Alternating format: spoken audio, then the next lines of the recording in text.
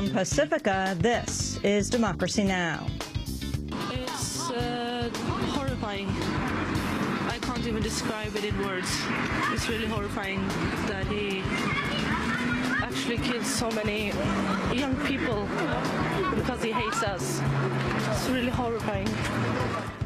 Terror in Norway. At least 76 people are dead, close to 100 wounded, after Anders Behring Breivik allegedly set off a bomb outside government buildings in Oslo, Norway, then opened fire on a summer camp for youth activists. We'll speak with an economist who survived the attack by jumping into the water. Meanwhile, more than 100,000 Norwegians rally in Oslo. To show that Norway is really united as a country, not just as the city of Oslo, but a whole nation, and that you see that there's people from all over, people who are native to Oslo and people who are from other parts of Norway who just got in their car and drove down here, and people who immigrated here, and it's just so nice to see everybody so calm and together and just this big warm feeling. Then, in a Democracy Now! Exclusive, we speak with the Army Corps of Engineer whistleblower who objected to Halliburton's no-bid contract during the Iraq War.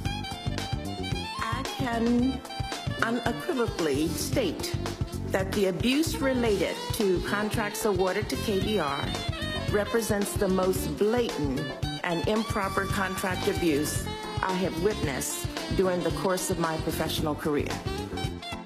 Bunny Greenhouse has reached a settlement 6 years after she was demoted for publicly criticizing the multi-billion-dollar no-bid contract with Halliburton, the company formerly headed by then-Vice President Dick Cheney. All that and more coming up.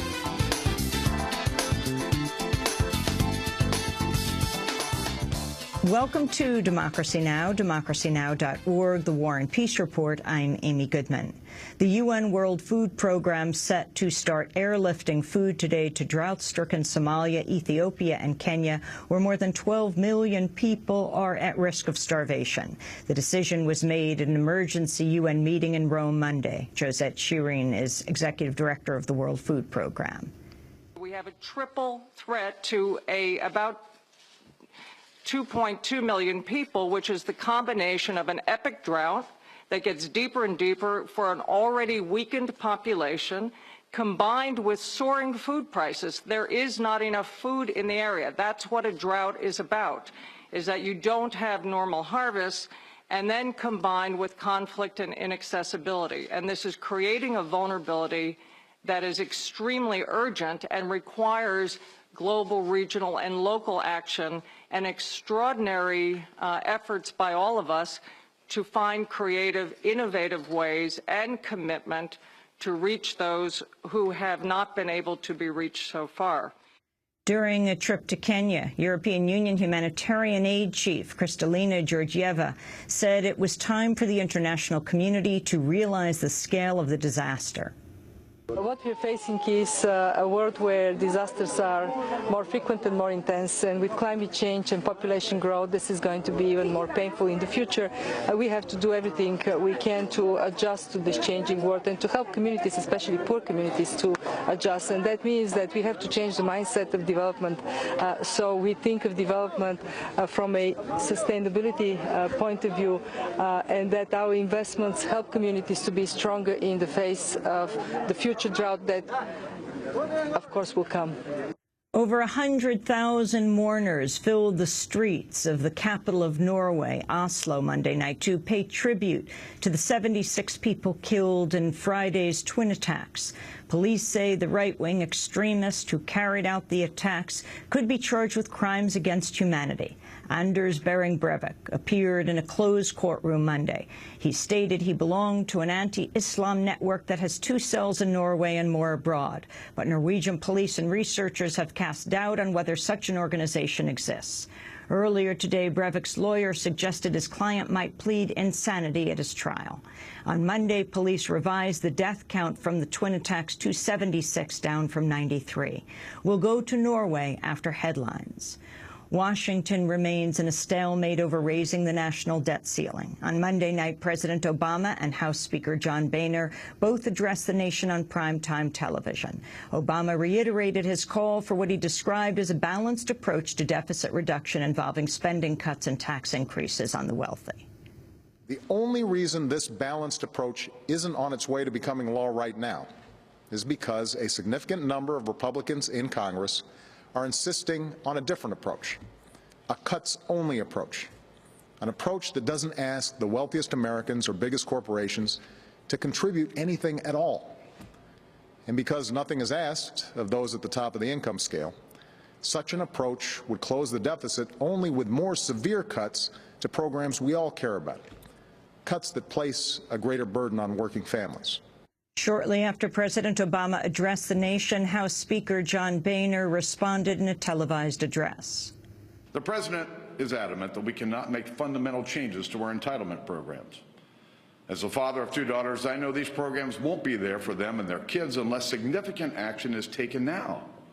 And the sad truth is that the President wanted a blank check 6 months ago, and he wants a blank check today. This is just not going to happen. A new analysis of census data shows the wealth gaps between whites and people of color have grown to their widest levels in a quarter of a century. White Americans now have, on average, 20 times the net worth of African Americans and 18 times that of Latinos. The Pew Research Center has found the median wealth of white U.S. households in 2009 was about $113,000, compared with just over $6,300 for Hispanics and just under $5,700 for blacks. The white-black wealth gap is the widest since the census began tracking such data in 1984. Roderick Harrison, former chief of racial statistics at the Census Bureau, said, quote, "I'm afraid this pushes us back to what the Kerner Commission characterized as two societies separate and unequal," unquote. Latinos have been hit particularly hard by the recession. The median wealth of Latino households fell by 66% between 2005 and 2009. During that same period, the median household wealth of whites dipped 16%. An unreleased military investigation shows U.S. taxpayer dollars are being funneled to the Taliban in Afghanistan under a $2.6 billion transportation contract.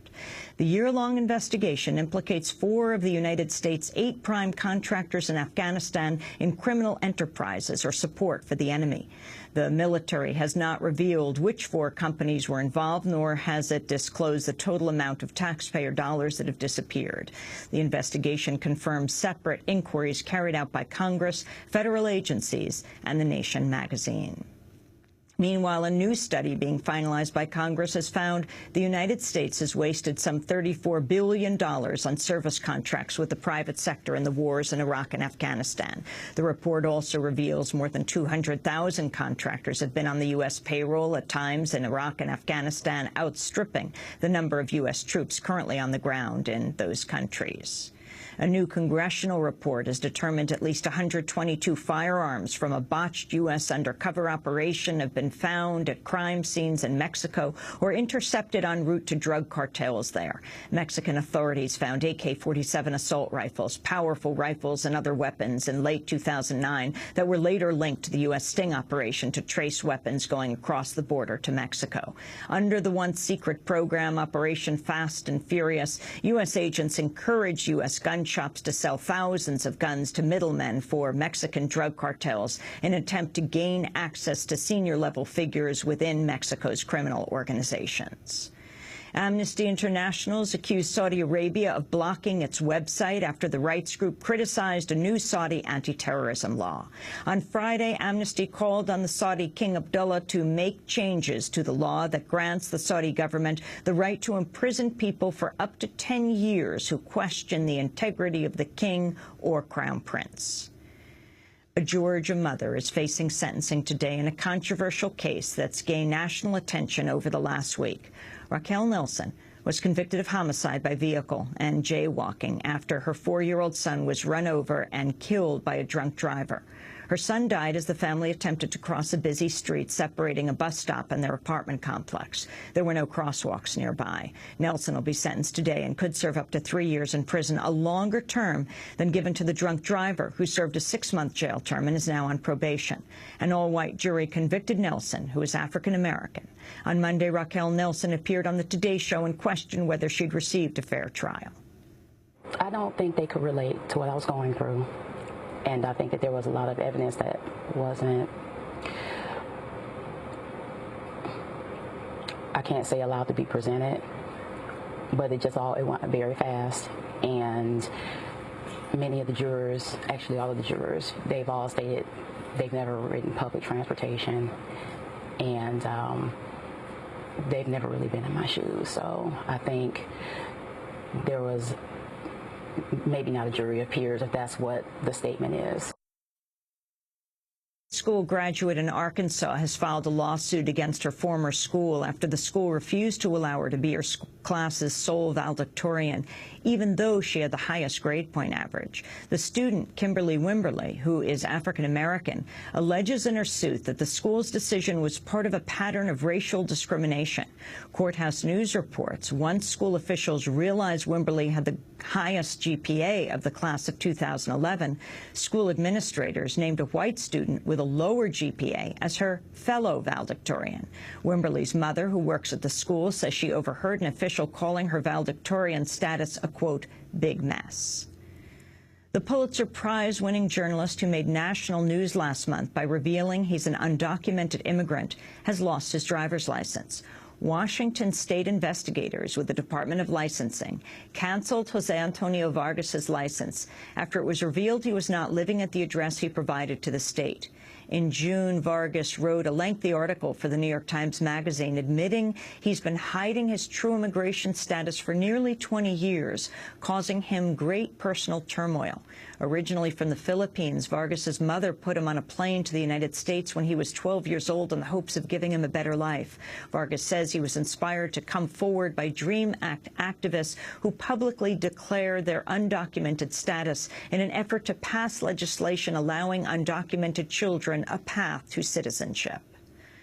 The environmental activist Tim DeChristopher will be sentenced today by a judge in Salt Lake City, Utah. He was convicted earlier this year of 2 felony counts for disrupting the auction of more than 100,000 acres of federal land for oil and gas drilling. A student at the time, DeChristopher posed as a bidder and bought 22,000 acres of land in an attempt to save the property from drilling. He could face up to 10 years in prison and a $750,000 fine. And the Justice Department has declined a request to reinvestigate the 1965 assassination of Malcolm X.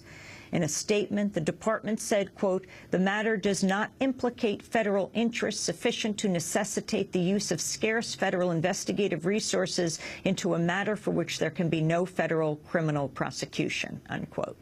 Calls for a federal investigation have increased since a new biography on Malcolm X by the late Manning Marable alleged that the actual killer is a man still living in Newark, New Jersey.